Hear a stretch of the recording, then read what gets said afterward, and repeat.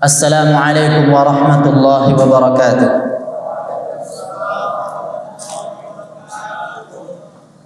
Alhamdulillah, nahmaduhu wa nasta'inuhu wa nastaghfiruh wa na'udzu billahi min shururi anfusina wa sayyiati a'malina. May yahdihillahu fala mudilla lahu wa may yudlil fala hadiya lahu. Wa ashhadu an la ilaha illallah wahdahu la syarika lah, lahul mulku wa lahul hamdu wa huwa ala kulli syai'in qadir. Wa ashhadu anna Muhammadan 'abduhu wa rasuluh wa safiyyuhu min khalqihi wa khaliluh. Ballagha ar-risalata wa adda al-amanah wa nasaha al-ummata wa kashafa Allah bihi al-ghummah wa jahada fillahi haqqa jihadihi hatta ataahu al-yaqin. وتركنا على المحجة البيضاء ليلها كنهارها لا يزيغ عنها إلا هالك. اللهم صل على محمد وعلى آل محمد كما صليت على إبراهيم وعلى آل إبراهيم وبارك على محمد وعلى آل محمد كما باركت على إبراهيم وعلى آل إبراهيم في العالمين إنك حميد مجيد.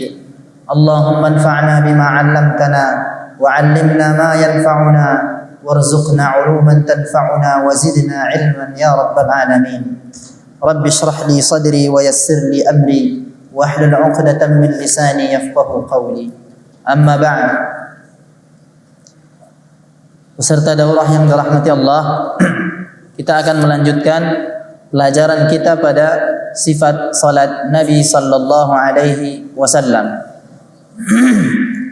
Sebelumnya kita sudah mengetahui bahwa makmum bersama imam memiliki 4 kondisi. Yang pertama adalah al-mutaba'ah, dan ini yang disyariatkan bagi makmum. Dia disyariatkan untuk mutaba'atul imam, karena Nabi sallallahu alaihi wasallam mengatakan, innama ju'ilal imamu liyu'tamma bih, fa idza kabbara fakabbiru wa idza raka'a farka'u. Begitulah seterusnya. Sesungguhnya imam itu dijadikan untuk diikuti. Jadi makmum wajib mengikuti imam. Mengikuti imam bagi makmum hukumnya wajib. Ini asal. Yang kedua adalah muqaranah, ya, muqaranatul imam atau mu'asaratul imam. Tidak mengikuti imam, tapi barengan dengan imam, bergerak bersama imam, bertakbir bersama imam, menyamai imam dalam takbir dan gerakan-gerakannya. Ini dilarang. Ini dilarang secara mafhum, daripada hadis yang tadi, karena hadis yang tadi menyatakan innamal imamu liyu'tamma bihi fa idza innama ju'ila al-imamu liyu'tamma bihi fa idza kabbara fakabbiru. Nah, perintah ini mafhumnya tidak boleh yang selain itu. Karena perintah terhadap sesuatu dalam satu waktu yang sama menjadi larangan untuk hal yang lainnya. Kan begitu kan? Di dalam usul. Al-amru bisyai'i nahyun an dhiddihi. Al-amru bisyai'i nahyun an dhiddihi. Kita diperintahkan untuk mengikuti imam. Berarti mafhumnya difahami bahwa selain mengikuti imam tidak boleh, dilarang. Seperti itu. Muqaranah. Yang ketiga, musabaqah. Ini lebih keras larangannya karena ada ancaman dari Nabi sallallahu alaihi wasallam. Yang keempat, mukhalafah. Mukhalafah atau takhalluf. Enggak ngikutin imam. imamnya sudah pindah dari satu rukun sampai masuk ke dalam rukun yang lain, dia masih tetap berada di posisinya. Ini keliru. Jadi yang betul adalah kita mutaba'atul imam. Baik. Kita sudah sampai kepada masalah sujud. Di dalam sujud kita wajib bersujud di atas 7 anggota tubuh.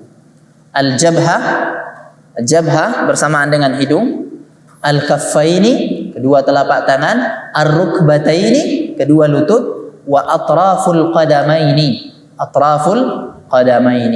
Sudah diterangkan bagaimana caranya. Ya. Siku kita, lengan kita tegakkan. Lengan atas kita jauhkan dari perut. Perut kita jauhkan dari paha. Udah? Dan jangan terlalu jauh. Ya. Yang nyaman. Pokoknya posisinya yang nyaman. Seperti itu. Kemudian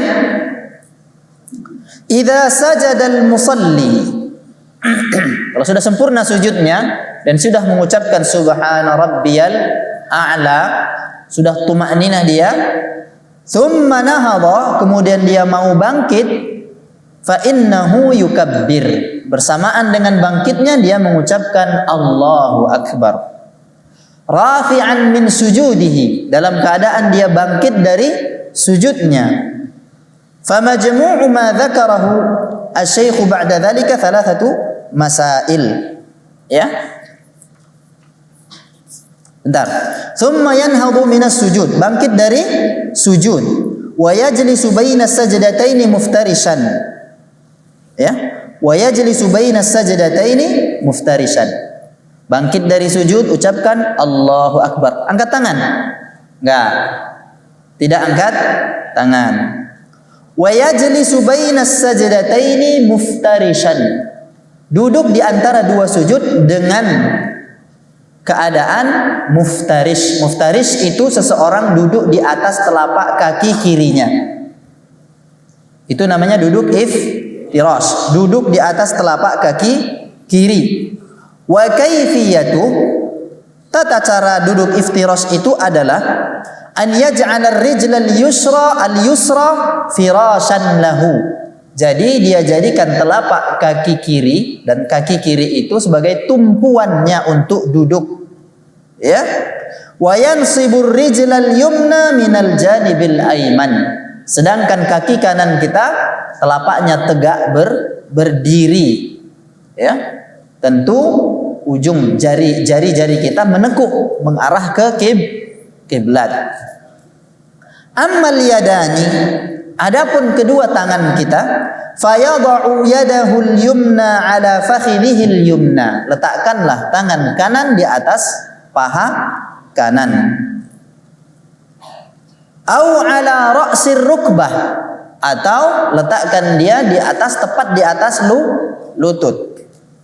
Wa yadahul yusra ala fakhidhihil yusra, dan tangan kirinya di atas paha kiri. Au yulqimuha ar-rukbah, jadi digenggam lututnya atau menggenggam lutut. Fakiltahuma, yang dua ini imam meletakkan tangan di atas paha begitu saja, atau meletakkan tangan di atas lutut seolah-olah kita menggenggam lutut kita itu. Kedua sifat ini waridatani 'anin Nabi sallallahu alaihi wasallam. Ini diriwayatkan dari Nabi sallallahu alaihi wasallam. Perhatikan. Lakinna al-yad al-yumna yadhummu minha al-khinsara wal binsara wal wusta wal ibhama. Al-khinsar wal binsar yadhummuhuma.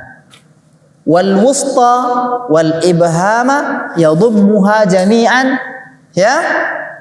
Au yuhalliqul ibhama ma'al wusta, au yuhalliqu al ibhama ma'al wusta, hakadha.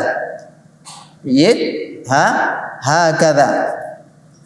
Wa amma as-sabbabatu, hadhihi sabbabah.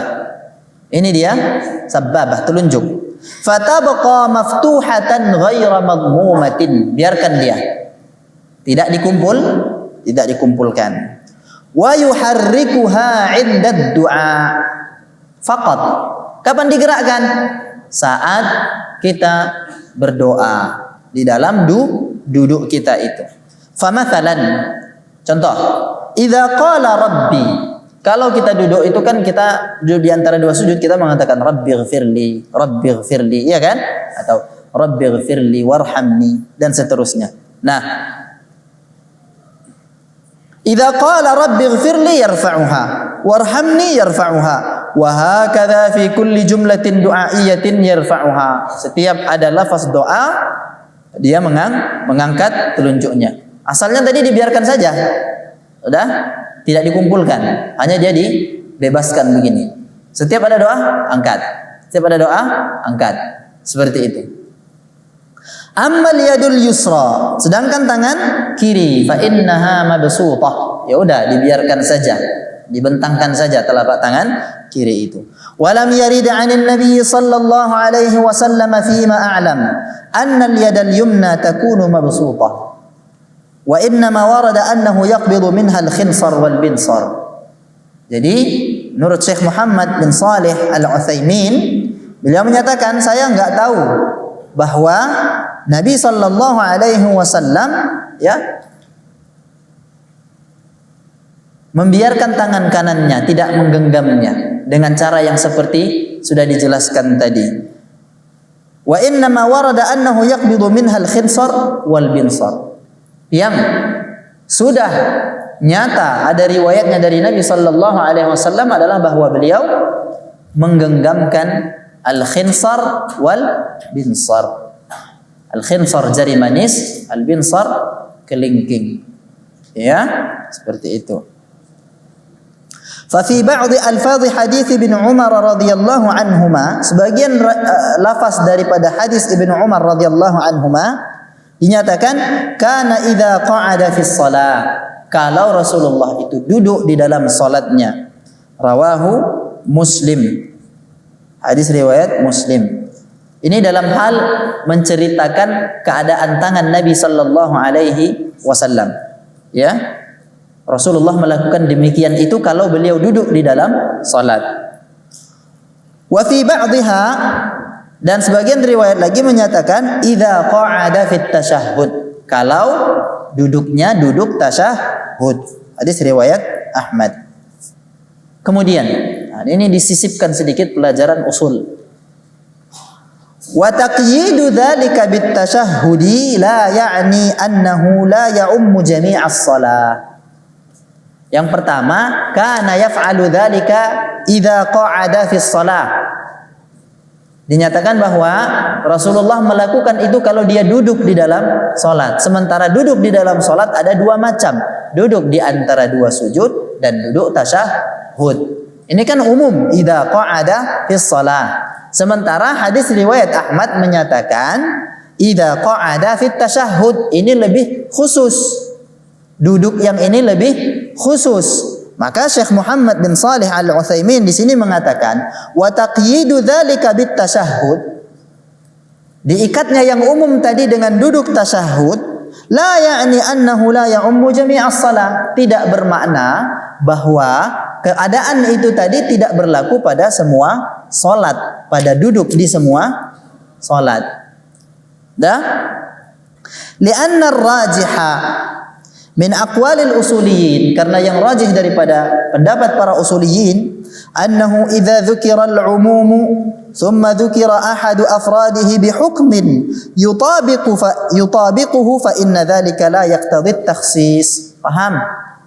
Bahwa ya, kalau satu hal yang umum disebutkan, kemudian beberapa anggota atau salah satu dari anggota yang masuk di dalam yang umum itu tadi disebutkan dengan satu hukum, yang hukum ini juga berlaku pada hal yang umum tadi, maka itu tidak menunjukkan keberlakuan hukum itu hanya khusus pada anggota daripada yang umum tadi ini. Dah? Paham? Contoh, misal doa Nabi Nuh alaihi salam. Rabbighfirli wa liwalidayya wa lil mu'minina. Ana Rabbighfirli untuk saya, wa liwalidayya dan untuk kedua orang tua saya, wa lil mu'minina. Nah, Nabi Nuh alaihi salam masuk ke dalam kelompok kaum mukminin. Hukumnya apa?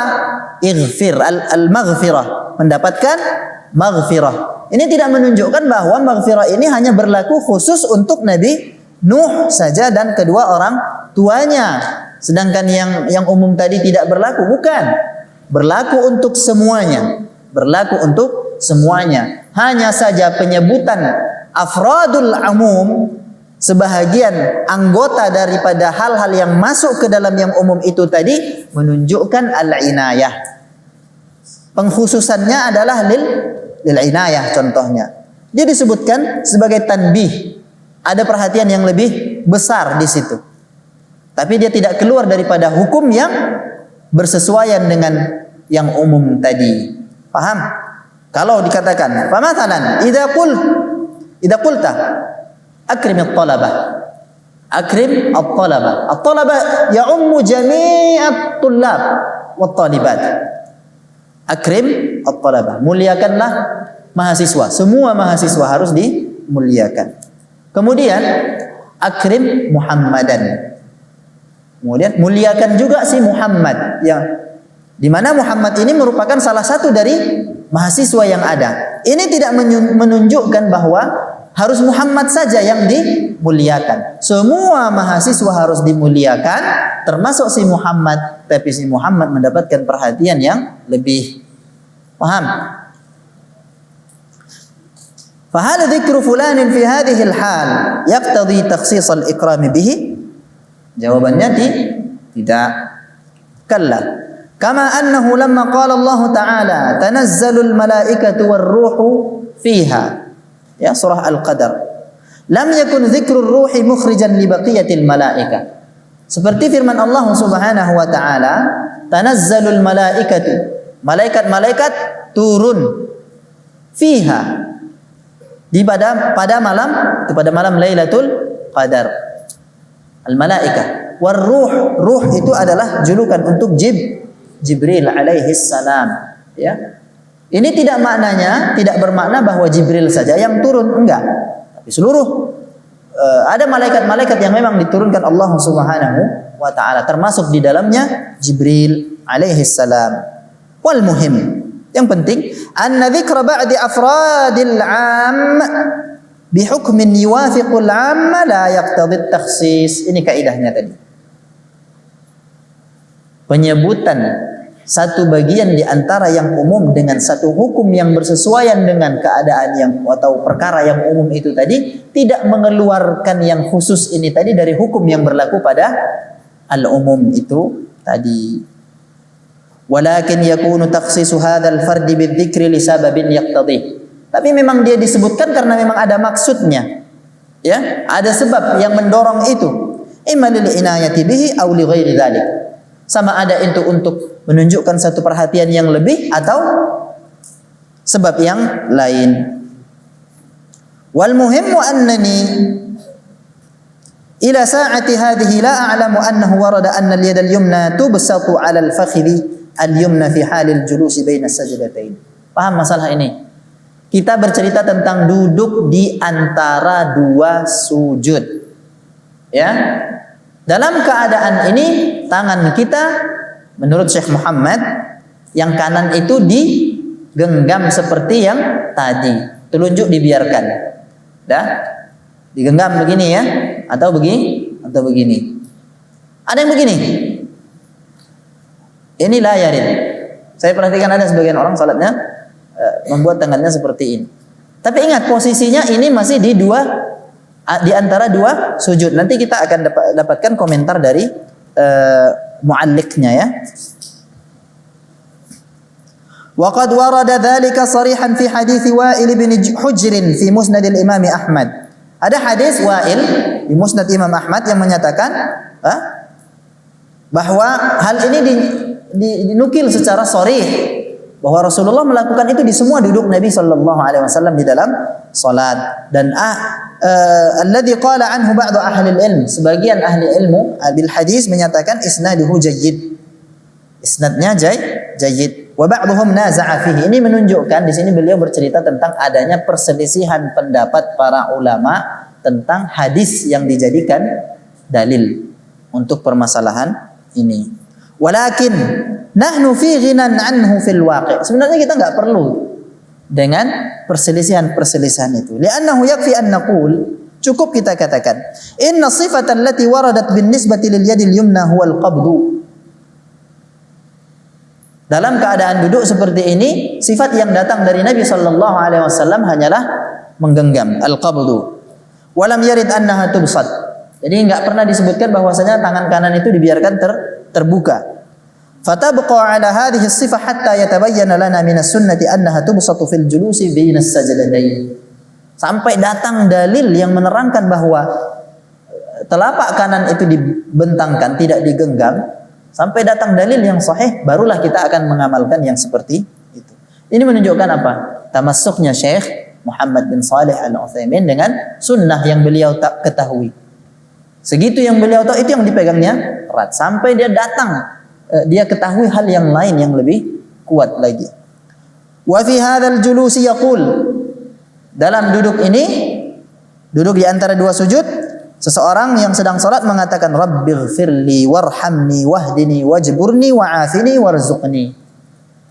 Dan ada beberapa lafaz untuk duduk di antara dua sujud. Rawahu Tirmidzi wa Abu Daud, sawa'an kana imaman aw ma'muman aw munfaridan.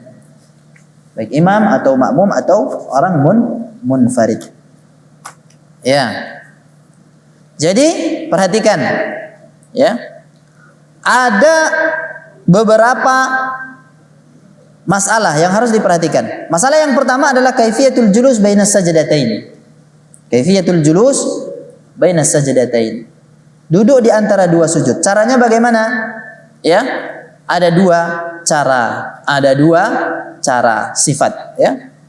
Al-ula iftirasul yusra wa nasbul yumna. Duduk iftiras seperti yang sudah dijelaskan tadi.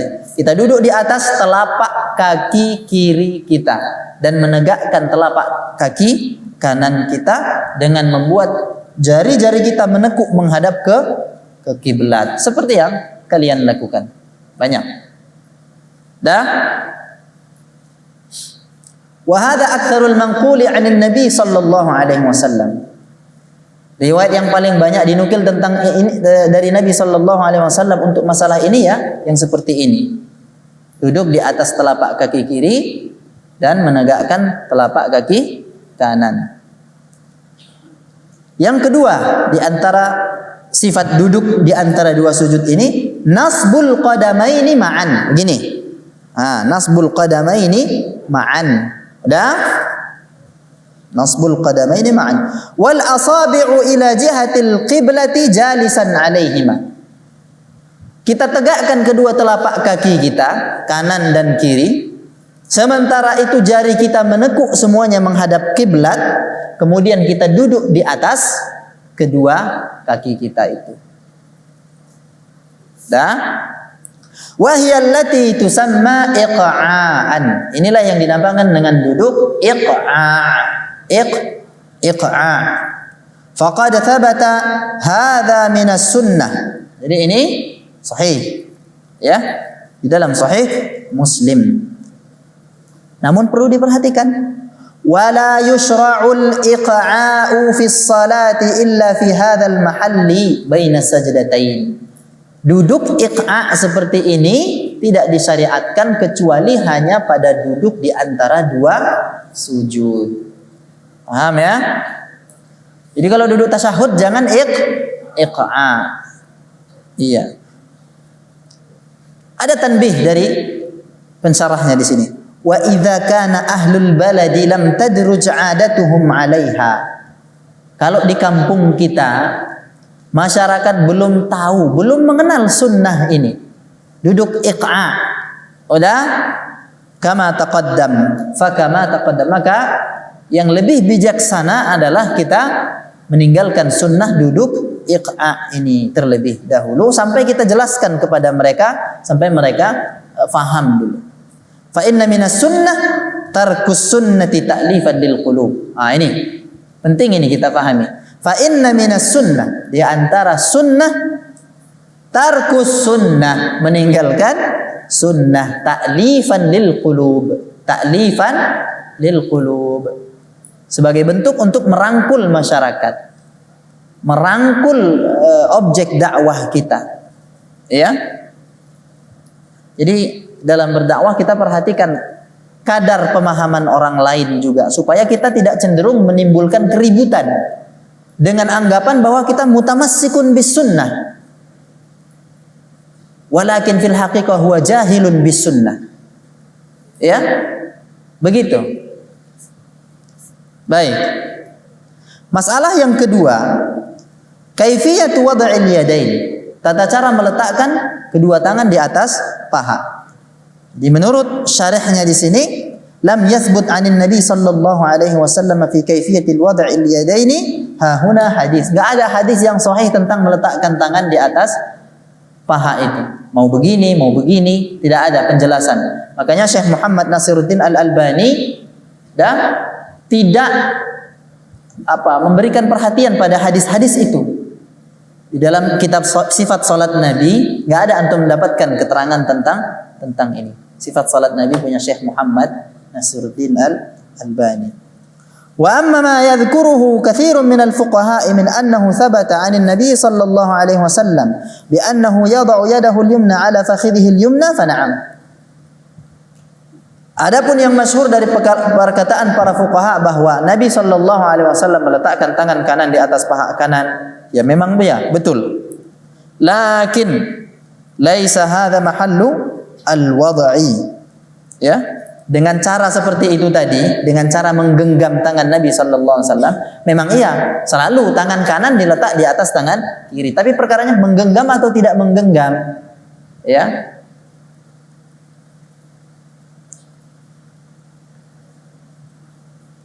Yang disebutkan oleh para fuqaha bahwa Rasulullah sallallahu alaihi wasallam meletakkan kedua tangannya dengan sifat seperti itu, ya memang iya, meletakkan mutlak, hanya meletakkan tangan kanan di atas paha kanan. Tapi menggenggamnya bukan ini tempatnya, bukan di antara dua sujud. Iya kan? Wa qad gharrahum annahum wajadu fil ahadits anna an-nabiy sallallahu alaihi wasallam kana idza jalasa wada'a al-yumna ala fakhidhihi al-yumna wa fassaru al-julusa ha huna bi annahu julusun baina as-sajdataini wa hadha khata'. Ya. Ada yang keliru, ya, menganggap bahwa ada beberapa hadis Nabi sallallahu alaihi wasallam yang menerangkan bahwa Nabi sallallahu alaihi wasallam kalau duduk, sembarang duduk di dalam salat, bila meletakkan tangan kanan di atas paha kanan. Dan kemudian mereka mentafsirkan, sebagian fuqaha mentafsirkan bahwa yang dimaksud dengan julus, duduk, adalah duduk di antara dua sujud, dan tentu ini adalah salah. Bal istiqra'ul adillah. Akan tetapi istiqra'ul adillah, dengan meneliti, menganalisa dalil-dalil yang ada tentang masalah ini, sebagaimana diterangkan oleh Ibnu Rushd. Siapa Ibnu Rushd? Ibnu Rushd ada dua, ya. Ada yang masyhur di kalangan pondok pesantren namanya Ibnu Rushd Al-Hafid, disebut Ibnu Rushd Al-Hafid, yang mempunyai kitab Al-Bidayah. Itu Ibnu Katsir. Al-Bidayah wan Nihayah itu Ibnu Katsir. Asal bunyi saja. Ya, namanya Bidayatul Mujtahid wa Nihayatul Muqtasid. Ya. Wartadahu Al-Hafidz Ibnu Hajar. Juga disepakati oleh Al-Hafidz Ibnu Hajar bahwa hadis-hadis yang datang tentang menerangkan duduknya Nabi sallallahu alaihi wasallam, maka duduk di situ maksudnya adalah duduk tasyahud. Duduk tasyahud. Wa ala hadza, oleh sebab itu lam yathbut 'anin Nabi sallallahu alaihi wasallam kaifa yad'u yadah. Jadi tidak ada yang sabit dari Nabi sallallahu alaihi wasallam tentang bagaimana Rasulullah meletakkan tangannya. di atas paha ketika duduk di antara dua sujud. Wa kadzalika lam yathbut anhu sallallahu alaihi wasallam annahu aqada al-khinsara wal binsar. Juga tidak sabit dari Nabi sallallahu alaihi wasallam bahwa beliau itu aqada al-khinsara wal binsar. Aqada itu mengumpulkan begini. Dah. Wa halaqal wusta yang begini tadi. Wal ibhama fi hadzal mawdi'. Jadi ini tidak dilakukan Nabi sallallahu alaihi wasallam saat duduk di antara dua sujud. Jangan salah. Nanti pembahasan ini ada ketika kita membicarakan masalah duduk tasyahud. Jangan salah. Saat duduk di antara dua sujud Rasulullah tidak melakukan ini. Wa tasrihu bidzalika la yathbut 'anil Nabi sallallahu alaihi wasallam. Pernyataan mengatakan bahwa ada keterangan yang sharih tentang hal itu dari Nabi sallallahu alaihi wasallam juga tidak sahih. La yathbut. Bal takunul yadani mabsutataini. Saat duduk di antara dua sujud lepaskan saja kedua tangan di atas paha kita. Ala sajiyatihima. Ya udah, tidak ditekuk. Ya udah biarkan saja. Bebas begini. Sudah?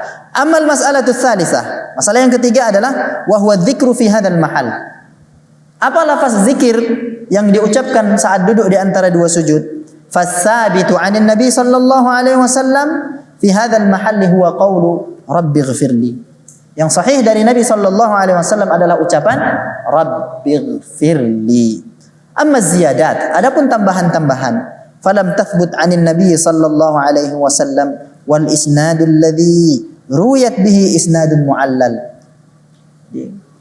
Riwayat-riwayat yang lain yang ada tambahan-tambahan di atas rabbighfirli ini adalah riwayat-riwayat mu'allal atau mu'allal. Ya perlu belajar ilmu mustalah hadis lagi berarti.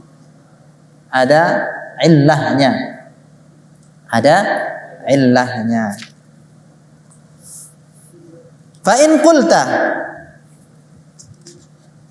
Tadi kan dengar. Zikir yang diucapkan saat duduk di antara sujud, duduk di antara dua sujud adalah rabbighfirli.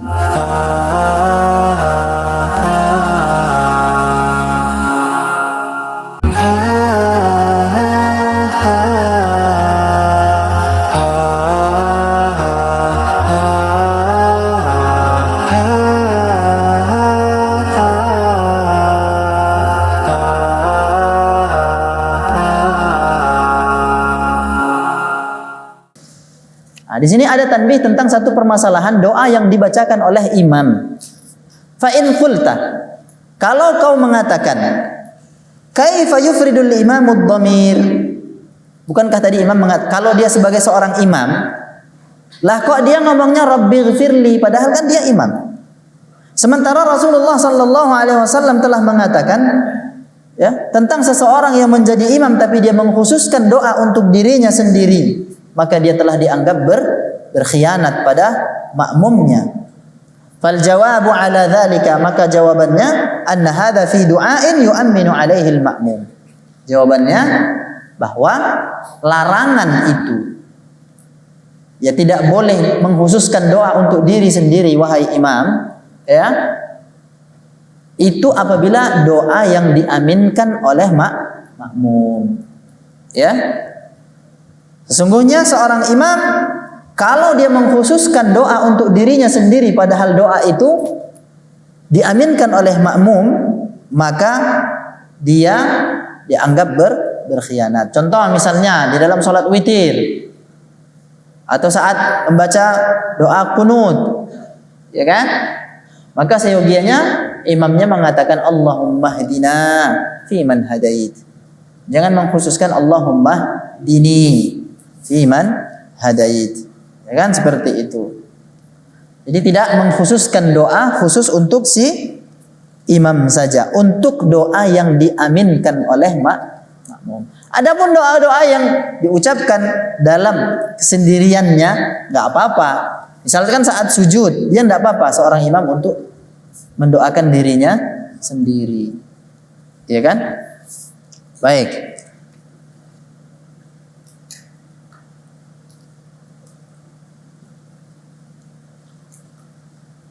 Nah, kemudian ada permasalahan lain. Itu dari segi dirayah, dari pemahaman hadisnya dijawab seperti itu.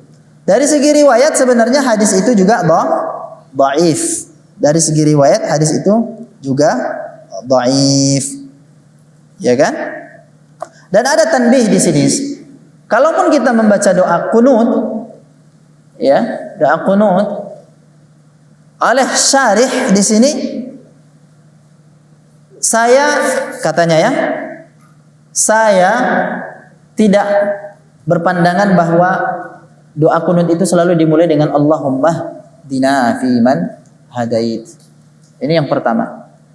Ya. Agar tidak dianggap bahwasanya itu adalah sunnah yang harus dilakukan. Karena kenyataannya sekarang di masyarakat kita pun, padahal membaca doa qunut dalam pandangan madhab yang menyatakan disyariatkannya doa qunut, dia cuman sunnah. Sunnah artinya bukan fardu, bukan rukun. Ya. Kalau ditinggalkan, sholat tidak batal. Udah. Masyarakat sebagian ya, nggak semuanya, sebagian. Tapi sebagian ini cukup besar. Kalau kita meninggalkan sunnah ini, seolah-olah kita mengurangi satu hal di dalam agama. Sahih? Iya kan? Nah ini keliru. Maka para ulama, para ustadz wajib menjelaskan bahwa ini hukumnya sunnah, yang ini rukun, yang ini wajib. Bahkan untuk satu hal yang tidak disyariatkan oleh Nabi Sallallahu Alaihi Wasallam, tidak disyariatkan, tapi karena kadung sudah dilakukan oleh masyarakat, banyak yang melakukannya di banyak tempat, selalu begitu. Udah, ketika ada orang yang tidak melakukannya, kita dianggap menyesat-nyesatkan. Padahal kita nggak berlaku apa-apa, tapi kita dituduh menyesatkan. Belum lagi ngomong awak, oh ini menyesat-nyesatkan. Ya kan? Dan itu terjadi. Itulah pentingnya kita mengajarkan sunnah Nabi Sallallahu Alaihi Wasallam kepada masyarakat kita. Ya, hati-hati itu. Sesuatu yang tidak sunnah, tidak syariat Allah, tidak diajarkan oleh Rasulullah Sallallahu Alaihi Wasallam, tapi karena dianggap baik oleh orang-orang, dianggap baik. Ya kan ini berzikir-zikir juga, gitu loh. Dilakukan dengan kaifiat tertentu, cara tertentu yang tidak diajarkan Allah dan Rasulnya. Kemudian ada orang yang tidak melakukan itu di tengah-tengah mereka, yang tidak melakukan itu dicaci maki, dikatakan memecah belah. Ini terbalik, dunia ini sudah menjadi terbalik. Yang hak menjadi dipandang batil, yang batil dipandang menjadi hak. Na'udzubillah. Kemudian ada tanbih juga. Tidak boleh kita menambah-nambah lafaz dari lafaz Nabi Sallallahu Alaihi Wasallam dalam zikir-zikir yang kita baca. Ya, kalau mau ditambahkan, ya habiskan dulu lafaz yang dari Nabi Sallallahu Alaihi Wasallam, baru kita berdoa dengan yang kita mau. Misal ya, nggak boleh kita katakan Allahumma hdini fi man hadait wa zakkini fi man zakkait, gitu-gitu. Enggak. Lafaz dari Nabi Allahumma hdini fi man hadait wa afini fi man afait wa tawallani fi man tawallait. Ya kan? Jadi tidak ditambah-tambah. Nah, kemudian setelah itu, setelah membaca zikir Rabbighfirli, udah sujudlah kembali. Tsumma yasjudu lisajdati tsaniyah. Sujudlah kasajdatil ula, sebagaimana sujud yang pertama, fil kaifiyati wa fi ma yuqalu fiha. Tata caranya sama dan zikir yang diucapkan juga sama. Kemudian kalau sudah selesai, sudah sempurna sujudnya, sudah tumaknina, sudah dibacanya zikirnya, tsumma yanhadu lirrak'ati tsaniyah. Bangkitlah dia untuk mengerjakan rakaat yang kedua mukabbiran. Sembari bangkit dia mengucapkan takbir mu'tamidan ala rukbatayhi. Dia bertumpu pada kedua lututnya, qa'iman biduni julus.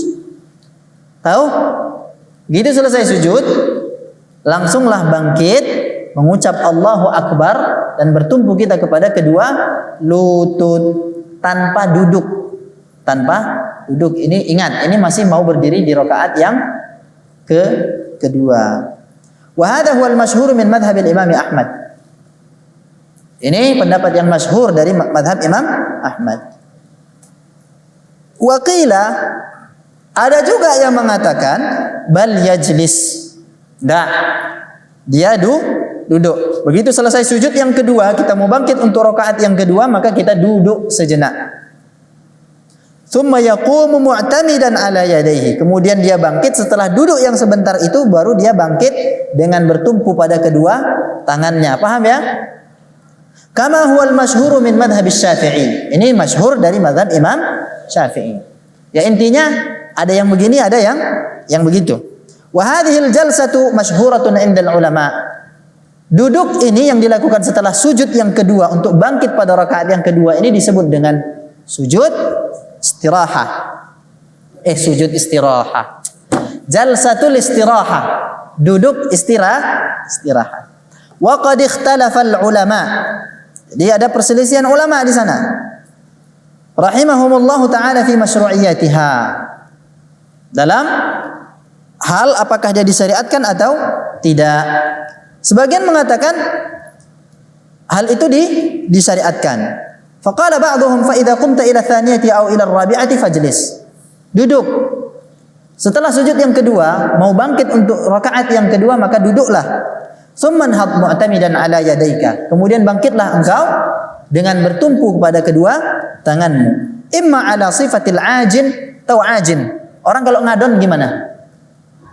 Gini tangannya kalau ngadon. Enggak kan?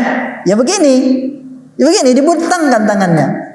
Namun ada pula yang memahami bahwa yang dilihat pada saat banyak kita saksikan di masjid, ada yang bangkit dengan cara seperti dia mau menumbuk, ya, dia bangkit dan begini.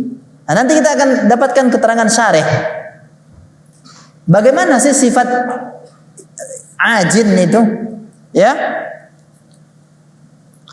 In sahhal haditsu fi dzalik. Namun Syekh Muhammad bin Shalih Al-Utsaimin tidak memandang bahwa hadis ini sahih, ya. Aw ala ghairi hadhihi sifah 'inda man yara anna al-hadits al-ajni dha'if. Tapi intinya beliau di sini memberitahu kita tentang adanya pendapat yang menyatakan bahwa ketika hendak bangkit dari sujud, mau berdiri untuk rakaat yang kedua, duduklah sejenak, kemudian bertumpulah pada kedua tangan untuk bangkit berdiri. Dan ini bukan pendapat beliau, bukan pendapat Syekh Muhammad. Kalau pendapat Syekh Muhammad tadi, begitu selesai sujud langsung bangkit untuk berdiri dengan bertumpu di atas kedua lutut. Bisa dipahami ya? Al-muhim, yang penting annahum ikhtalafu fi hadhil jalsah.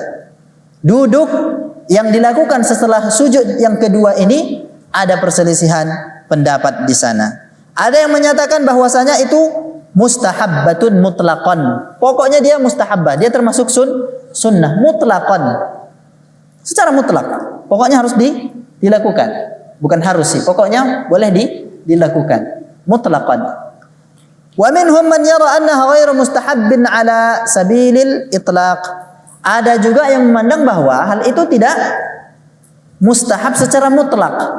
Tidak mustahab secara mutlak, tapi ada beberapa kondisi saja yang diistihbabkan untuk melakukan itu. Ya? Dan ada pula sebagian ulama yang yufassil, dirinci. Mustahab kalau begini, tidak mustahab kalau begini. Nah, ada mengatakan bahwa untuk yang ketiga, kalau kita memandang perlu untuk duduk sejenak itu karena lemah atau karena orang yang terlalu berat badannya. Ada orang terlalu berat badannya, dia sendiri susah ngangkat badannya, ada. Ya. Au kibarin au maradin, atau karena ada sakit, au ma asbaha dzalika fa innahu yajlis. Jadi boleh kalau ada hajat, maka boleh. Tapi kalau enggak ada hajat, ya tidak duduk. Ini yang tafsil. Wastadalla lidzalika anna hadhihi al-jalsah laisa laha du'a. Dalilnya adalah Dalil apa ini? Dalil aqli. Bahwa duduk yang dilakukan setelah sujud yang kedua ini kan nggak ada zikirnya. Nggak ada zikirnya. Sedangkan kita tahu dalam setiap gerakan di dalam sholat ada zikirnya. Nah, dan tidak ada pula penyebutan takbir untuk duduk yang ini. Sedangkan takbir yang diucapkan itu adalah takbir untuk berdiri, pindah ke rukun yang berikutnya. Ya. Falamma kana al-amru kadzalik. Oleh sebab itu dalla ala annaha ghairu maqsudatin fi dzatiha. Oleh sebab itu duduk ini tidak dimaksudkan duduknya. Udah? Lianna kulla ruknin maqsudun li dzatihi fi sholati la budda fihi min dzikrin masyru'. Kalau yang dimaksudkan itu adalah ainul julus, duduknya itu memang dimaksudkan, maka seyogianya ada zikir yang diucapkan saat duduk itu. Ya kan? Wa takbirin sabit, dan ada pula takbirnya. Wa takbirin lahiq, dan ada pula takbir setelahnya. Tapi nyatanya ini tidak. Satu takbir untuk duduk dan bangkit. Nah, seperti itu. Qalu wa yadullu lidzalika aidan anna fi hadits Malik bin al-Huwairits annahu ya'tamidu ala yadayhi. Ya. Ada yang menunjukkan hal itu juga bahwa ada hadis dari Malik bin Huwairits bahwa Nabi sallallahu alaihi wasallam bertumpu pada kedua tangannya. Wal i'timadu 'ala al-yadaini la yakunu ghaliban illa min hajatin wa thaqalin. Seseorang yang bertumpu dengan kedua tangannya seperti itu, biasanya ya, dia hanya akan bertumpu kalau menanggung beban berat badannya, di mana dia tidak bisa langsung berdiri. Ya kan? La yatamakkanu minan nuhud. Enggak sanggup dia langsung berdiri, maka dia bertumpu dengan kedua tangannya. Falihadza naqul in ihtajta ilaiha fala tukallif nafsaka fin nuhudi min as-sujudi ila al-qiyam ra'san. Ya. Kalau memang kita memerlukan bertumpu pada kedua tangan kita untuk bangkit dari sujud itu, maka lakukanlah. Nah. Fala tukallif nafsaka fin nuhudi min as-sujudi ila al-qiyam ra'san. Maksudnya di sini jangan langsung bangkit kalau memang tidak sanggup. Kalau memang ada hajat. Ya. Wa in lam tahtaj, kalau enggak perlu, ringannya badan kita, ya kan? Fal aula an tanhadha min as-sujudi ila al-qiyam ra'san. Maka bangkitlah dari sujud ke berdiri langsung, enggak pakai duduk dulu, tidak pakai duduk. Wa hadha huwa makhtarahu sahibul Mughni. Pendapat ini yang dipilih oleh penulis kitab Al-Mughni. Siapa Ibnu Qudamah? Pernah lihat kitab Al-Mughni enggak? Ada di maktabah Al-Mughni. Ada yang sampulnya warna kuning, kombinasi kuning dan hijau. Dilihat. Sekedar lihat sampulnya aja pun enggak apa-apa lah. Ya.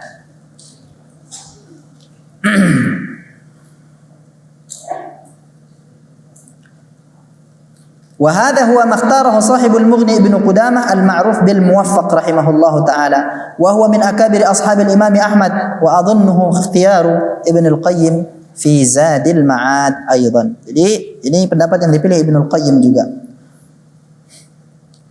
ويقول صاحب المغني إن هذا هو الذي تجتمع فيه الأدلة. Yang ditafsil ini kata Ibnu Qudamah, pendapat yang mentafsil ini yang mengumpulkan semua dalil, ya, yang mengumpulkan semua dalil. Dan Syekh Muhammad mengatakan bahwa mentafsil itu lebih rajih daripada tidak mentafsilnya. Sudah? Nah, kita akan jelaskan tentang masalah al-ajn itu tadi. Ya, ketika bangkit dari ruku kan ada dua ini. Apakah kita begini? Kalau yang mau bertumpu pada kedua tangan, apakah begini atau begini? Kelihatan ya? Anak putri kelihatan? Gini atau begini? Dah. Tentang hadithul ajni. Wal hadithul marwi fi sifatil ajni fihi nazaran ithnani. Ada dua perkara yang mau dilihat. Yang pertama adalah nazarun min jihatir riwayah. Dari segi riwayat, hadza hadithun yashhadu ahlul ma'rifati bil hadits annahu la yasih. Hadisnya tidak sahih. Fa innahu la yanbaghi an takuna sunnatun min sunanin Nabi sallallahu alaihi wasallam la turwa fi dawawinil Islamil kibar. Ini tidak pantaslah kalau sunnah Nabi sallallahu alaihi wasallam dalam bab salat yang paling masyhur. Salatnya Nabi sallallahu alaihi wasallam kan dilihat sama sahabat dan Rasulullah pun mengatakan sallu kama raaitumuni usalli. Tapi sifat ini tidak termaktub di dalam kutubul hadis al-kibar. Ya. Tidak termaktub di dalam kutubul hadis al-kibar. Ya. Dia hanya termaktub di Gharibul Hadis lil Imam Ibrahim Al-Harbi. Jadi ini satu poin penting. Yang kedua, min jihati kaifiyatil ajni. Dari segi bagaimana cara al-ajn, orang yang mengadon itu. Bagaimana caranya? Faman tawahhama anna al-ajna huwa mujarratu jam'il yadaini walittika'u ala zuhurihima, yani ala zuhurihima. Hadza dhahrul yad wa hadza batnuhu. Mudah? Jadi yang dilakukan seperti ini ada. Naam. Walittika'u ala zuhurihima fa hadza khilafu ma na'rifuhu mimma ra'ayna min nisa'ina. Ini menyelisihi apa yang kita lihat dari kebiasaan para wanita dalam mengadon kue. Wanita itu kalau mengadon kue kan begini dia. Kalau mau buat donat, dicabik-cabik, diginikan, bukan dipukulin begini. Enggak begini kan? Ya, tapi tangannya terbuka. Tangannya terbuka, baru diramas itu adonan. Tahu diramas? Ada macam begitu kan? Diramas, digenggam.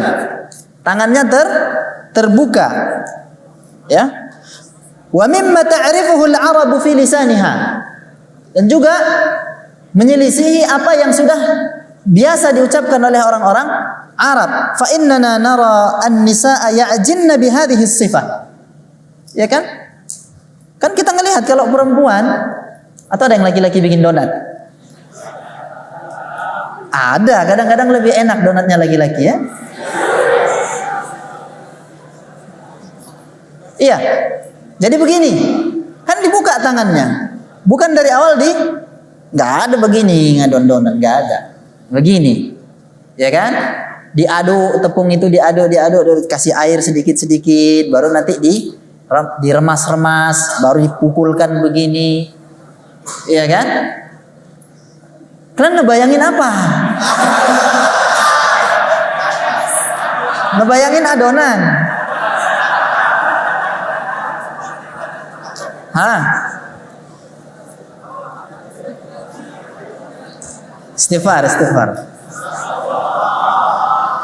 Sallu ala nabi, Hah? Fa innana nara an-nisaa ya'jinna bi hadhihi as-sifah. Kita lihat wanita itu mengadon ya seperti itu tangannya. Ya. Wa ya'jinna bi bastil kaffaini. Perempuan itu kalau mengadon kue, mengadon donat ya bastul kaffaini, dibuka kedua tangannya, ya kan? Fa hadhihi kulluha ajnun. Nah, ini namanya ajnun. Ya, jadi begini kalau bangkit dari sujud, tangan terbuka kalau bertumpu pada kedua tangan. Bukan begini.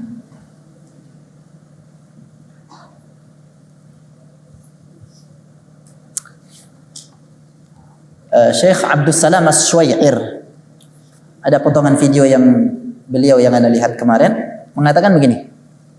Al-alfaz, lafaz-lafaz di dalam nusus syariah, kalau dia mempunyai pengertian khusus di dalam syariat, maka kita memberlakukan makna yang khusus di dalam syariat. Ya kan? Fa in lam najid fi syari'ati ma'nan khassan, fa innana narji'u ila kalamil Arab. Fa innana narji'u ila kalamil Arab. Kita lihat kalam Arab apa yang dimaksudkan dengan lafaz itu. Fa in lam najid fi kalamil Arab kaifiyatan khassatan atau ma'nan muhaddadan fa innana narji'u ila al-'urf. Barulah kita kembali kepada al-'urf. Karena al-lughah itu memiliki beberapa hakikat ya di dalam Islam. Awalan al-haqiqatu syar'iyyah. Al-haqiqah asy-syar'iyyah. Seperti lafaz salat.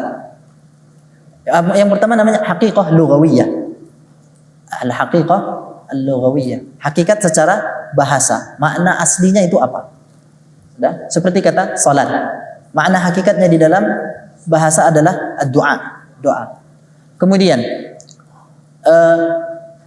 yang kedua adalah haqiqatun syar'iyyah. Dia memiliki makna syar'i, hakikat syar'i.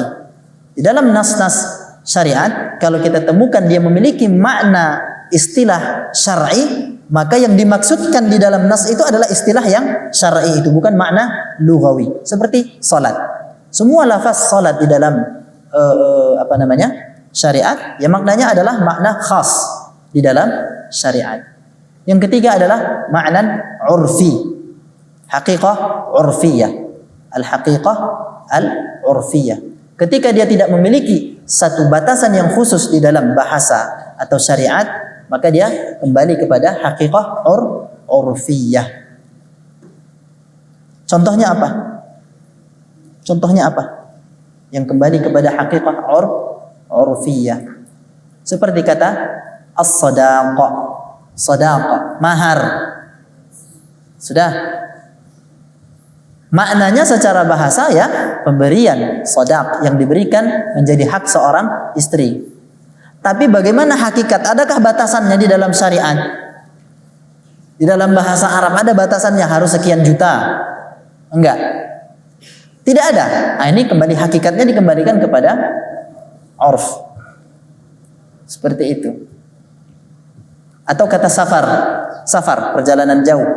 Ini dikembalikan kepada urf. Karena tidak ada batasan. Bisa dipahami?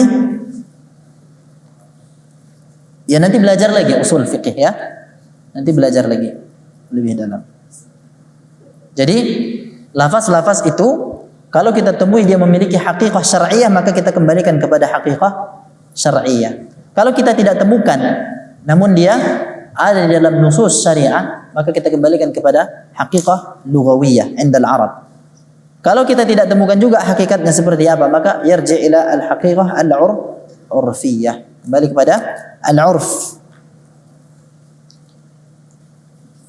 Jadi paham ya tentang bagaimana bangkit dari sujud. Iya. Nah, kemudian wa fi ar-rak'ati ats-tsaniyati yaf'alu kama yaf'alu fi ar-rak'ati al-ula. Di rakaat yang kedua kita melakukan apa yang kita lakukan, seperti apa yang kita lakukan di rakaat yang pertama. Illa fi syai'in wahid, kecuali satu hal, wa huwa al-istiftah, yakni perkara istiftah. Sesungguhnya kita tidak lagi membaca doa istiftah. Wa amma ta'awudz, sedangkan ta'awudz fa fihi khilafun bainal ulama. Ada perselisihan di antara ulama. Minhum man yara annahu yata'awwadhu fi kulli rak'ah wa minhum man yara annahu la yata'awwadhu illa fi ar-rak'atil ula.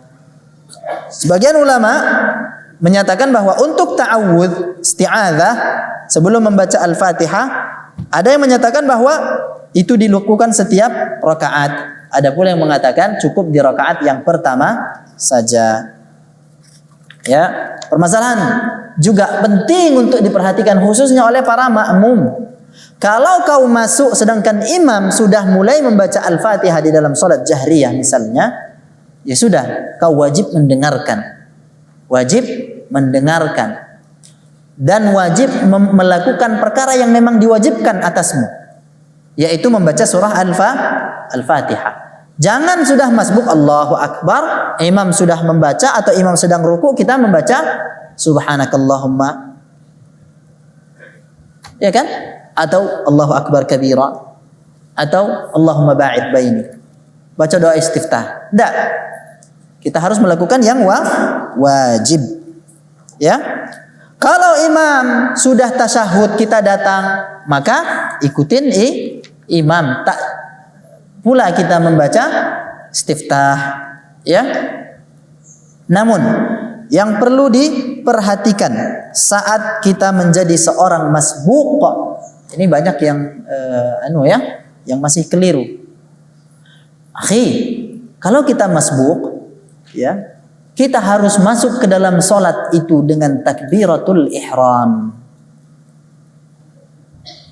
Dan takbiratul ihram itu dilakukan dalam keadaan berdiri. Dalam keadaan berdiri. Sebagian orang, bahkan di masjid ini saya saksikan, ini juga mukhalafatus sunnah. Ya. Masuk tergesa-gesa. Ini mahasiswa masih banyak. Nabi SAW menyuruh kita agar kita tenang jalan ke masjid, meskipun iqamat sudah dikumandangkan. Idza sami'tumul iqamata famshu ilaiha wa 'alaikumus sakinatu wal waqar. Kalau sudah dengar iqamat, maka jalanlah menuju iqamah itu dalam keadaan kalian alaikum sakinah, ada ketenangan, wal waqar, santai. Udah. Sebagian saya lihat pada mahasiswa enggak. Jalannya, langkahnya semakin cepat. Atau dia kejar. Kamu kalau enggak mau terlambat, datang lebih awal. Ya. Datanglah lebih awal. Ini satu, mukhalafatus sunnah. Udah. Masuk segera ke dalam saf, dia langsung Allahu Akbar. Melakukan apa yang dilakukan imam. Ini ada yang langsung ruku, Allahu Akbar. Jadi sembari dia bergerak untuk ruku, dia langsung Allahu Akbar. Tidak. Masuklah dulu ke dalam salat dalam keadaan berdiri mengucapkan Allahu Akbar, baru setelah itu masuklah bersama imam. Lakukan apa yang dilakukan imam. Jadi jangan tergesa-gesa. Sudah? Fama adraktum fasallu. Yang kalian jumpai dari perbuatan imam, salatlah bersama imam. Wa ma fatakum faatimmu. Yang sudah terlewatkan nanti disempurnakan. Paham ya? Jadi begitu. Adapun salat jahriyah, adapun salat sirriyah, zuhur, asar misalnya, kan kita nggak tahu nih imam nggak kedengaran dia udah sampai di mana. Kita bisa takdirkan. Dia masih baru saja bertakbir, masih sempat kita baca istiftah, baca. Ya? Tapi kalau kita sudah agak 10 menit atau 5 menit atau 3 menit, biasanya kan imam apalagi salat zuhur dan asar agak lebih cepat. Udah? Maka langsung saja baca Al-Fatihah. Sudah? Seperti itu. Fa idza shalla ar-rak'ata ats-tsaniyata jalas. Kalau sudah sempurna mengerjakan rakaat yang kedua itu, maka dia duduk kajulusihi bainas sajdataini. Duduklah seperti duduk di antara dua sujud, fi kaifiyatir rijlaini wa kaifiyatil yadaini. Dengan duduk iftirash, dan letakkan tangan kanan di atas paha kanan, tangan kiri di atas paha kiri. Ya. Ingat ada iftirash, ada al-farsh. Berkenaan dengan julus litasyahud, berkenaan dengan duduk untuk tasyahud dan gerakan kaki, fa innal ma'sur 'anil Nabi sallallahu alaihi wasallam, yang diriwayatkan dari Nabi sallallahu alaihi wasallam, ya kan? Dalam kondisi ini, dalam kondisi duduk tasyahud ada dua sifat. As-sifatul ula annahu yaftarishul yusra wa yansibul yumna. Yaftarishu al-yusra wa yansibu al-yumna. Iftirash biasa. Duduk di atas telapak kaki kiri, udah? Tapi dengan cara gini ya, dia diserongkan ke arah kanan. Bukan diluruskan ya. Paham enggak sih sifatnya? Bayangkan ini kaki, telapak kaki saya yang kiri, udah? Bukan diluruskan ke belakang begini. Tapi dia dibengkokkan ke bawah tempat duduk kita ini. Kemudian kita duduk di atasnya. Bukan duduk di atas tumit, paham ya? Kalau yang diluruskan ke belakang ini, dia duduk di atas tumit. ya kan? Tapi kita memang betul duduk di atas telapak kaki kita dengan kita membengkokkannya ke arah kanan. Paham itu ya?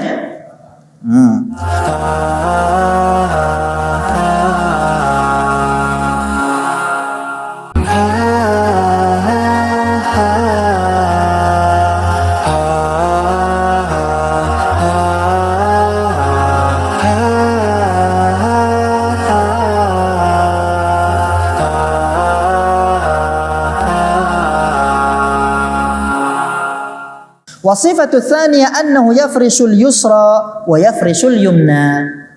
Paham ini? Sedangkan sifat yang kedua meluruskan kedua telapak tangan itu tadi. Kedua telapak kaki itu tadi. Ibarat ini telapak kaki saya, kedua-duanya menghadap ke belakang. Jadi kita duduk di atas tumit. Kalau yang pertama tadi duduk di antara dua sujud, kita menegakkan telapak kaki, kita duduk di atas tumit, di atas tulang ini. Yang ini enggak, kita begini atau agak begini. Duduk di atas kedua telapak kaki dengan cara kaki dibentangkan ke belakang. Kalau yang iftiras tadi diserongkan ke kanan sehingga kita betul-betul di atas telapak kaki. Paham enggak sih? Macam bingung-bingung saya tengok. Praktekkan dulu, Aditya. Praktekkan. Yang pertama iftirash. Iftirash. Enggak, itu iq'a'. Iftirash. Tapi kaki kanan ditegakkan, Kaki kanan ditegakkan. Sudah nampak? Kemudian namanya al-farsh. Al-farsh, ya al-farsh, kedua-dua kaki itu dibuat ke arah belakang. Nampak? Begitu. Ya silahkan praktek semuanya sendiri. Coba. Yang pertama iftirash. Duduk iftirash dulu semuanya. Duduk iftirash. Semuanya duduk iftirash. Ingat, iftirash itu kita duduk di atas telapak kaki kiri dan menegakkan kaki. Ini tawarruk. Itu namanya iftirash. Itu namanya iftirash. Nah, sekarang duduk ya dengan al-farshu. Ya. Yaftarishu al-yusra wa yafrushu al-yumna. Yaftarishu al-yusra, duduk di atas, salah. Yaftarishu al-yusra, duduk di atas telapak kiri. Sementara yang kanan tidak ditegakkan tapi diluruskan ke belakang. Kalau yang pertama tadi ditegakkan, yang kedua ini tadi ditidurkan. Mengarah ke belakang. Coba buat dulu, buat. Sudah? Alhamdulillah. Wa ma'na yafrushul yumna annahu yursiluha bihaitsu la yastaqbilul qiblah bi asabi'iha. Kalau yang pertama tadi jari-jari kita menghadap kiblat. Kalau yang kedua ini kita duduk di atas telapak kaki kiri, sementara telapak kanan kita jari-jarinya menghadap ke belakang. Ya. Sedangkan al-iqa' kita duduk di atas kedua telapak kaki kita dengan menekuk jari-jari kita menghadap kiblat. Wa amma kaifiyatul yadaini. Ingat, sekarang kita duduknya duduk tasyahud. Sementara yang tadi duduk di antara dua sujud, ya kan? Wa amma kaifiyatul yadaini, bagaimana sifat tangan? فالثابت عن النبي صلى الله عليه وسلم في ذلك أنه يضع العبد يده اليمنى على فخذه اليمنى أو ركبته اليمنى. Imma dia letakkan tangan di atas pahanya saja atau diletakkan di atas lututnya. Tangan kanan di atas paha kanan, bukan tangan kanan di atas paha kiri. Repot kita. Tangan kanan di atas paha kanan. Wa yada'u yadahu al-yusra 'ala fakhidhihi al-yusra, dan meletakkan tangan kiri di atas paha kiri, au rukbatihi al-yusra, atau di atas lutut. Wa thabata 'anil nabiy sallallahu alaihi wasallam annahu yulqimu asabi'ahu rukbatahu al-yusra. Dan juga sahih dari Nabi sallallahu alaihi wasallam bahwa beliau menggenggam lutut kirinya dengan tangan kiri. Fayaj'alu asabi'al yadil yusra 'ala nafsir rukbah. Jadi letakkan di atas lutut. Jari-jari kita berada di atas lutut. Enggaklah pula telapak tangannya di atas lutut. Agak maju badan kita sedikit nanti. Udah. Fahadhihi sunnatun thabitatun 'anil Nabi sallallahu alaihi wasallam. Ini sahih dari Nabi sallallahu alaihi wasallam. Yang kedua, amma kaifiyatu hay'atil asabi'i fiha fa inna thabita 'anil Nabi sallallahu alaihi wasallam fi hadhihi al-asabi' fi hay'atil asabi' fil yadil yumna fi at-tashahhud sifatan isnatan. As-sifatul ula an yaqbida al-khinsara wal binsara wa yuhalliqu bil wusta wal ibham wa yubqi as-sabbabata ala hay'atiha. Hakadha. Jayyid. Hakadha. Laysa hakadha. Wa laysa hakadha. Jayyid. La yansibuha nasban. Jadi yang as-sabbabah itu tidak ditegakkan begini, dibiarkan saja. Dibiarkan saja begini. Sudah? Wala yakhsifuha khasfan, juga tidak diturunkan. Sekedarnya saja. Hakadha. Laisa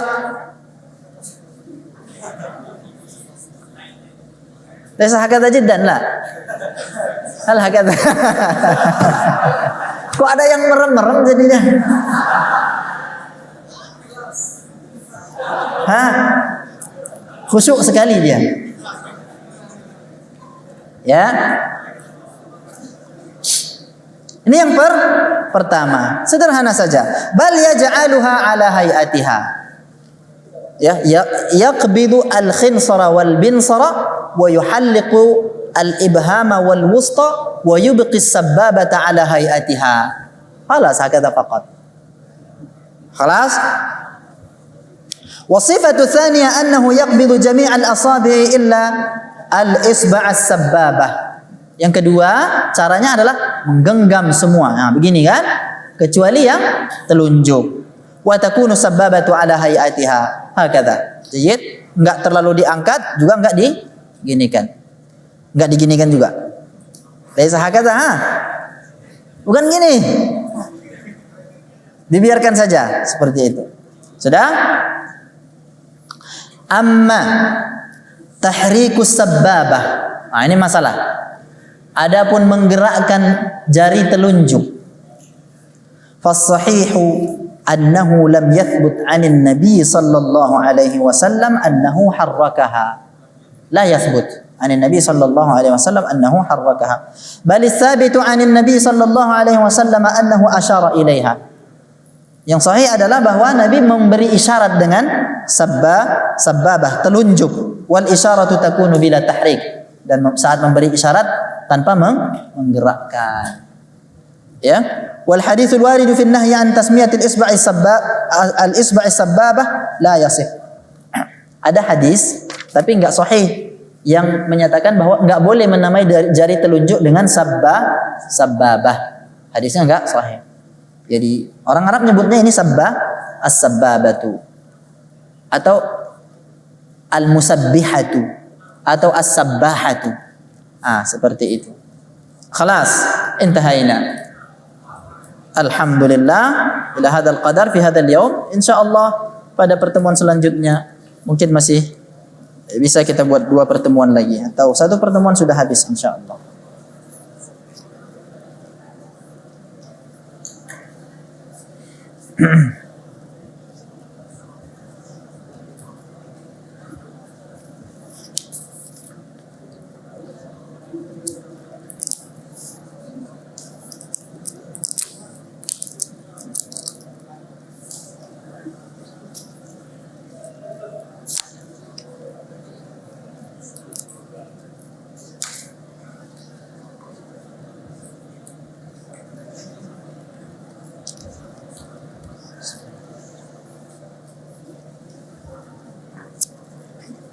Bagaimana hukum orang yang meyakini bahwa turun sujud mendahulukan tangan lebih kuat, akan tetapi sering juga mendahulukan lutut tanpa alasan,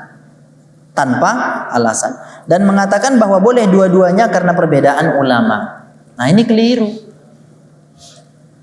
Jadi membina amal kita dalilnya adalah nas. hadis atau nas Quran. Jadi jangan jadikan adanya perbedaan ulama sebagai dalil. Khilaful ulama itu nggak pernah jadi dalil, Pak. Paham? Oh, kita boleh melakukan ini dan boleh melakukan itu karena berbeda pendapat para ulama. Ini yang jadikan dalil kan perbedaan pendapat ulama jadinya. Enggak. Bisa dipahami ini? Masalah ini bisa dipahami. Jangan mengatakan bahwa ini boleh dilakukan, ini boleh dilakukan karena ulama berbeda pendapat. Enggak, keliru. Ini cara termasuk cara yang keliru dalam berdalil. Nanti akan ada orang mengatakan kalau gitu nikah itu boleh tanpa wali dan tanpa saksi karena perbedaan para ulama. Lo berzina kau itu namanya. Ya?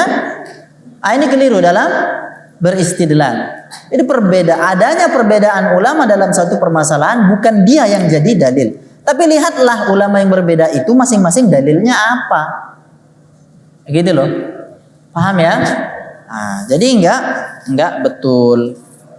Kalau yang dia lakukan, dia mengatakan bahwa mendahulukan tangan lebih kuat. Jadi dia harus tahu alasan kuatnya seperti apa. Tapi kalau bilang tanpa alasan, ini kan mutanaqid.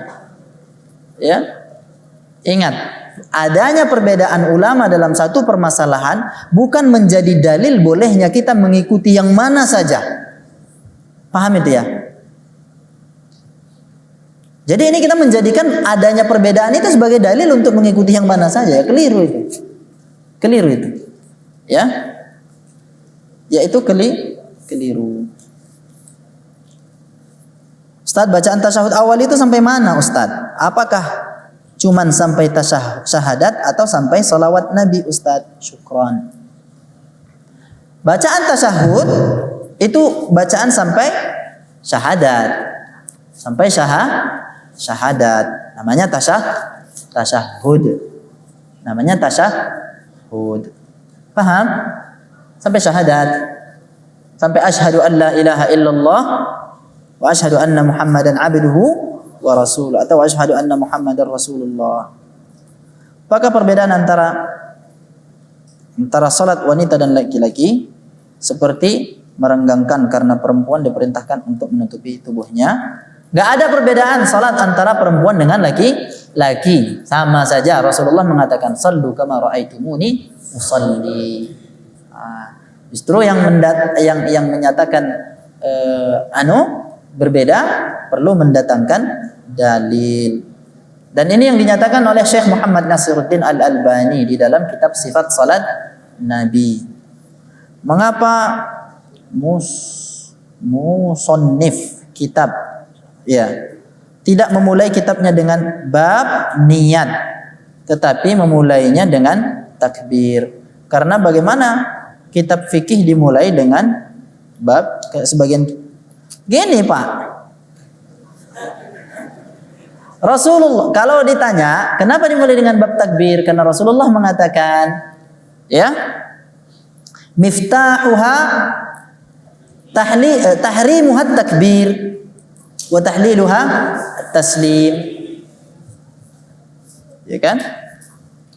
Kata Rasulullah mengatakan bahwa awal permulaan lafaz yang diucapkan dalam salat itu adalah takbir, dan yang terakhir adalah salam. Lah di mana letak niat? Niat itu ada di dalam hati, dan perkaranya dia termasuk perbuatan hati. Dan perlu dicatat bahwa niat yang kita melakukan satu ibadah, niat itu harus ada dari awal ibadah sampai akhir ibadah. Ya, harus ada dari awal ibadah sampai akhir ibadah. Ya. Karena sebagian kitab fikih dimulai dengan bab niat. Di mana ada kitab fikih dimulai dengan bab niat? Kitab fikih kebanyakan dimulai dengan bab toharoh, Pak.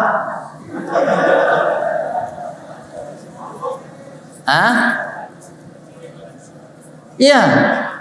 Dimulai dengan kitab toharoh, dan dia dimulai dengan pembahasan masalah air, media yang digunakan, definisi toharoh, baru masuk kepada bab air, media yang digunakan untuk toharoh, barulah nanti masuk kepada bab wudu, barulah di sana berbicara tentang masalah niat.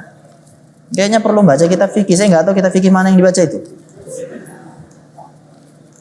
Ustaz, saya sering melihat orang ketika ketika apa ini? Salat suka. Oh, ya. Saya sering melihat orang ketika berdiri sholat, katanya dia goyang-goyang gitu. Nah, macam nyiur hijau di tepi pantai, ditiup angin melambai-lambai. Gini dia sholat. Ya, ke depan, ke belakang, apa hukumnya dan apakah sunnahnya berdiri tegak tanpa gerak? Allah katakan wa qumu lillahi qanitin. Berdirilah kamu untuk Allah qanitin, dalam keadaan diam, terpaku, tenang. Orang berdirinya begini, ini menunjukkan ketidaktenangan dia. Ada yang ditahannya mungkin.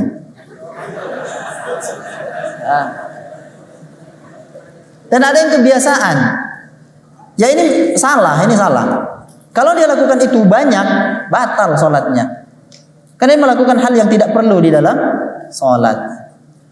Ya, artinya kalau sudah Rasulullah katakan tahrimuha at-takbir. Artinya kalau sudah kita mulai takbiratul ihram sudah haram melakukan apapun kecuali perbuatan sholat. Dan Rasulullah katakan sholli qa'iman, sholatlah engkau dalam keadaan berdiri. Dan Rasulullah nggak katakan sholatlah kamu dalam keadaan berdiri dan bergoyang-goyang. Ya kan? Berdiri tegak, tenang. Ya kan? Jangan begini. Ya ini jahil, harus diingatkan.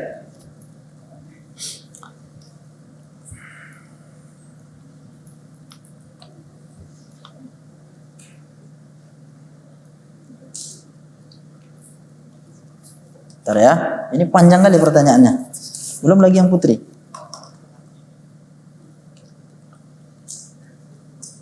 Ya, apakah boleh zikir yang kita ucapkan itu lebih dari 3 kali saat ruku? Kadang-kadang imamnya panjang. Ya, boleh.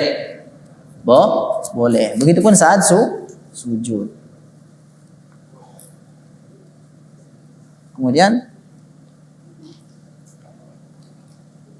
iya, begitupun saat sujud. Boleh. Jelaskan perbedaan sholat laki-laki dengan perempuan. Oke, udah ya. Salat laki-laki dengan perempuan sudah sama saja. Perbedaan cara menegur imam kalau salah bacaan, rakaat, gerakan salat. Kalau imam salah, laki-laki bertasbih, subhanallah. Kalau perempuan kasih tepuk. Bukan begini.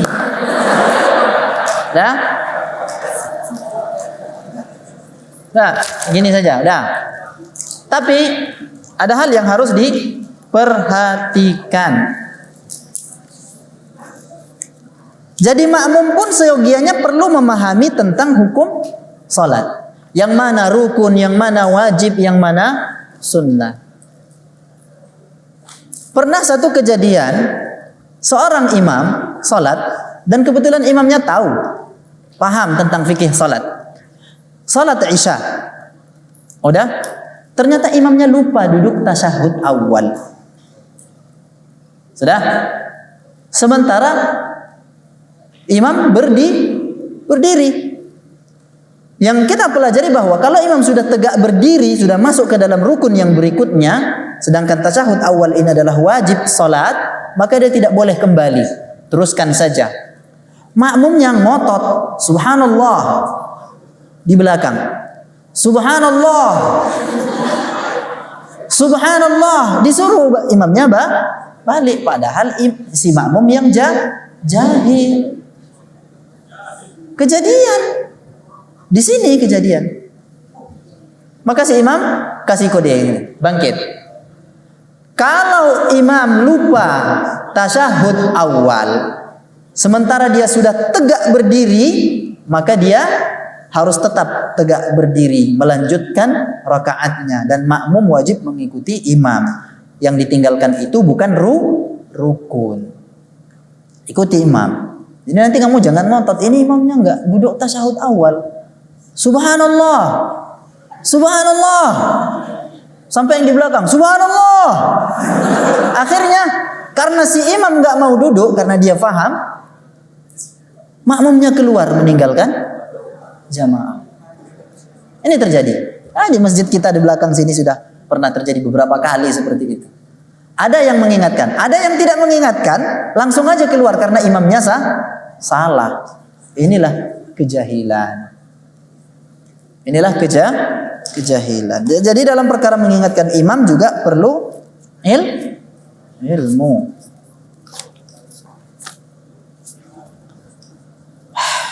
Sebelum belajar kitab sifat salat Nabi, saya karya Syekh Nu'man, ana belajar kitab salat Nabi karya Syekh Albani. Di dalam pembahasan ajan ada disebutkan hadis dari Ibnu Umar yang beliau radhiyallahu anhu melihat Nabi SAW mengepal tangan, dan hadis itu disahihkan oleh Syekh Albani rahimahullah, dan ini yang ana pegang untuk saat ini. Dan saat ini ana ragu setelah mendengar bahwa ini tidak benar. Iya, masalahnya sama ada kau mengepalkan tanganmu atau membentangkannya ketika bangkit dari sujud, salatmu sah. Paham? Ya, ikhtilafal ulama di sana. Kalau memang dengan keterangan yang kamu dapatkan itu adalah lebih kuat, ya, menurut disiplin hadis yang disiplin ilmu yang kamu pelajarin, ya sudah amalkan. Udah? Tidak apa-apa. Dan ini termasuk sunnah di dalam salat. Kalau ditinggalkan, tak mengapa. Salat tetap sah. Ini yang agak panjang. Masalah doa kunut. Kunut itu artinya tunduk. Ya. Apakah lafaz Allahumma hdina itu sunnah? Iya, sunnah datang dari Nabi SAW. Beliau mengajarkan Al Hasan bin Ali radhiyallahu anhuma. Hukum berkunut setiap subuh karena mengimami orang-orang yang kunut. Antum baca Majmu' Fatawa Ibnu Taimiyah jilid ke-22. Ya. Ustaz, laki-laki wajib sholat di masjid sedangkan wanita di rumah. Apakah di rumah wanita juga afdal berjamaah bersama istri anak? Iya. Loh, kalau saya punya istri lebih dari satu? Hah? Kalau kamu punya istri lebih dari satu, boleh? Boleh. Sholat dengan anak, sholat dengan pembantu yang ada di rumah, boleh. Ini orang-orang di Indonesia kalau disebutkan masalah istri terus katanya. Gimana ini? Biasa aja, Pak. Biasa aja. Boleh. Ya. Jika di masjid tidak ada orang, apakah boleh berjamaah dengan anak di bawah umur yang kerjanya main-main dalam sholat? Boleh. Kerjanya main-main di dalam sholat. Anak-anak tuh kalau dia masih mengganggu, belum bisa dibilangi, tak usah dibawa ke masjid. Tak usah dibawa ke mengganggu orang. Ngaku aja kalau salah, sudah. Ya. Saya juga pernah ditegur oleh seorang kakek di sebuah masjid. Ustadz bawa anak ke masjid, kami terganggu sholatnya. Iya kek, terima kasih. Ya udah, besok nggak dibawa lagi. Loh, jadi mau apa? Imma saya enggak sholat ke masjid karena menjaga anak, imma saya sholat ke masjid dan enggak usah bawa anak. Enggak apa-apa. Dalam kondisi seperti itu seseorang mempunyai uzur untuk tidak ikut berjamaah. Karena bisa jadi seorang mempunyai anak, rapat anak itu, biasanya anak yang agak rapat, anak yang lahir lebih dulu, dia akan merasa kurang perhatian orang tuanya. Atau dia meluapkan emosinya kepada adiknya. Adik itu bisa menjadi objek, dijambak, dicubit. Kadang nanti disayang-sayang adik itu, sayang adik ya, pok. Iya, dan dia nggak paham, dia nggak ngerti. Apalagi anak usianya 1 tahun, beranjak ke 2 tahun, mulai pandai merangkak, panjat sana, panjat sini. Berbahaya kalau kita biarkan dia di rumah.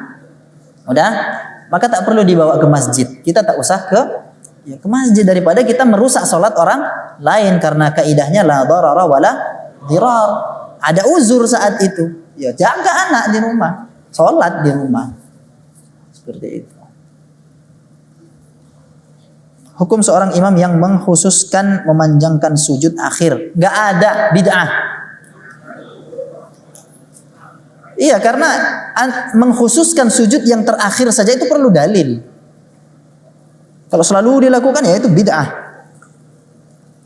Karena perlu dalil untuk mengkhususkannya. Apakah ketika kita membaca 2 surah setelah membaca Al-Fatihah di dalam satu harus membaca bismillah ketika ingin membaca surah yang kedua? Allahu a'lam. Yang zahir daripada kitabullah adalah setiap surat dipisahkan dengan bismillahirrahmanirrahim. Mana yang lebih afdal? Ikut imam di rakaat terakhir atau membuat jamaah baru bersama jamaah yang masbuk lain? Ini yang membuat jamaah baru ini mukhalafatus sunnah. Karena Rasulullah menyuruh kita untuk mengikuti imam. Apapun keadaannya kita mengikuti imam. Dan ini termasuk dilarang. Kita namanya sholat sendiri di belakang saf yang sudah ada orang sedang sholat. Itu dilarang oleh Nabi SAW. Tidak boleh. Ustaz Afwan, anak ingin bertanya, pada tasyahud awal apakah kita membaca tahiyat sampai akhir atau sampai bacaan salawat Nabi? Tasyahud awal sampai asyhadu an la ilaha illallah wa asyhadu anna muhammadar rasulullah, kemudian bangkit. Tasyahud awal.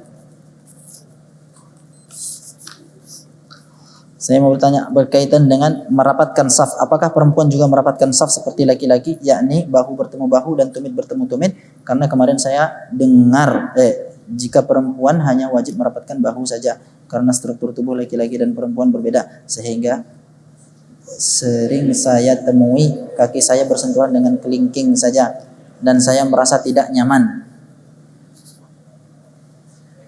Kakinya ketemu dengan kelingking siapa? Kan pakaian perempuan menjulur terus, kok bisa ketemuan kakinya? Berarti auratnya tidak tertutup dengan sempurna. Ya sama, tidak ada yang mengkhususkan laki-laki dari perempuan dalam hal merapatkan saf. Ya, kita tidak temukan dalil yang mengkhususkan. Kalau laki-laki cara merapatkannya begini dan begitu. Enggak, yang penting suddul khalal. Tutup. Apakah kaki wajib bersentuhan? Ya enggak juga. Iya kan? Hanya sahabat memang meriwayatkan bahwa keadaan mereka saat bersaf itu mereka berdesakan, betul-betul rapat. Nah, seperti itu. Nah, patokannya dalam merapatkan saf adalah ini tumit atau mata kaki, ya, bukan ujung jari, ya, bukan ujung jari. Itu patokannya dalam merapatkan, meluruskan saf. Itu patokan dalam meluruskan saf. Sama, laki-laki dengan perempuan sama. Dalam perkara merapatkan dan meluruskan saf. Tidak ada hal yang membedakan. Anak bertanya, apa hukumnya membunyikan jari-jari ketika bangkit dari sujud sampai berdiri karena saya mendengarnya, karena saya sering mendengarnya? Tidak boleh. Ini namanya farqa'atul asabi' atau farqa'atul izam. Allahu akbar. Tangannya begini-begini. Begini kan? Mana tadi? Begitu kan? Enggak boleh. Itu namanya farqa'atul asabi'. Ini tidak boleh dilakukan menjelang salat, apalagi di dalam salat. Ini dilarang oleh Nabi sallallahu alaihi wasallam. Apa namanya? Farqa'atul asabi', dengan sengaja. Tapi kadang dia ada seseorang yang ketika hendak mau turun ruku bunyi lututnya, kekurangan kalsium.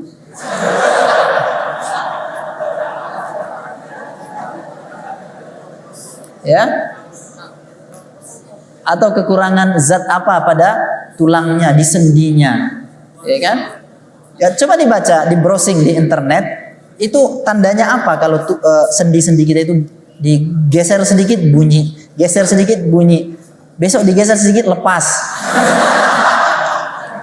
Na'udzubillah, na'udzubillah min dzalik. Jadi membunyikan jari-jari sendi-sendi ketika hendak sholat, apalagi di dalam sholat itu dilarang, tidak boleh. Tenanglah, tenang, diam, ya. Baik, kita cukupkan sampai di sini. Dibaca, diulang-ulang, diamalkan. Sudah diajarkan kepada yang lain. Ustaz tutup dengan satu nasihat yang penting. Sampaikan kepada kawan-kawan kalian yang enggan untuk mengikuti majelis ini, ya. Sudah ada peraturannya dibuat tapi nggak mau juga. Kita khawatir, ya. Mereka itu sudah masuk ke dalam firman Allah Subhanahu wa taala. Sudah? Apa? Falamma zaghu azaghallahu qulubahum. Allah sibukkan mereka dengan hal yang tidak bermanfaat. Allah ketika kasih peluang kepada kita untuk taat kepadanya, ambil peluang itu, gunakan. Kalau tidak, kita akan disibukkan dengan hal yang membuat kita jauh dari Allah Subhanahu wa taala. Bukankah begitu keadaan orang-orang munafik? Ketika mereka diseru untuk berjihad, mereka bermalas-malasan. Lantas Allah katakan fakarihallahum bitsahum. Allah enggak suka kalau mereka ikut berperang juga.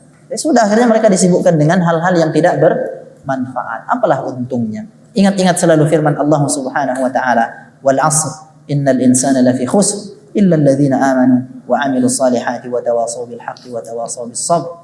Ingatlah bahwa kau kelak nanti akan ditanyai tentang usiamu, tentang waktumu. An umrihi fima afnah, wa an jasadihi fima ablah, wa an ilmihi madza amila bih, wa an malihi min aina iktasabahu wa fima anfaqah. Sadarkan mereka itu. Kasih tahu bahwa Allah menghendaki kebaikan kepada orang-orang yang mau mempelajari agamanya. Bukankah Rasulullah sallallahu alaihi wasallam sudah mengatakan, "Man yuridillahu bihi khairan yufaqqihhu fid din." Barang siapa yang dikehendaki Allah padanya kebaikan, Allah akan pahamkan dia pada agama ini. Allah akan mudahkan baginya jalan untuk mempelajari agama ini. Mafhum mukhalafahnya apa? Mafhumnya, jika Allah tidak menghendaki kebaikan pada seseorang, Allah akan palingkan dia dari jalan memahami agama ini. Wal iyadu billah. Subhanakallahumma wa bihamdika asyhadu an la ilaha illa anta astaghfiruka wa atubu ilaik. Wassalamualaikum warahmatullahi wabarakatuh.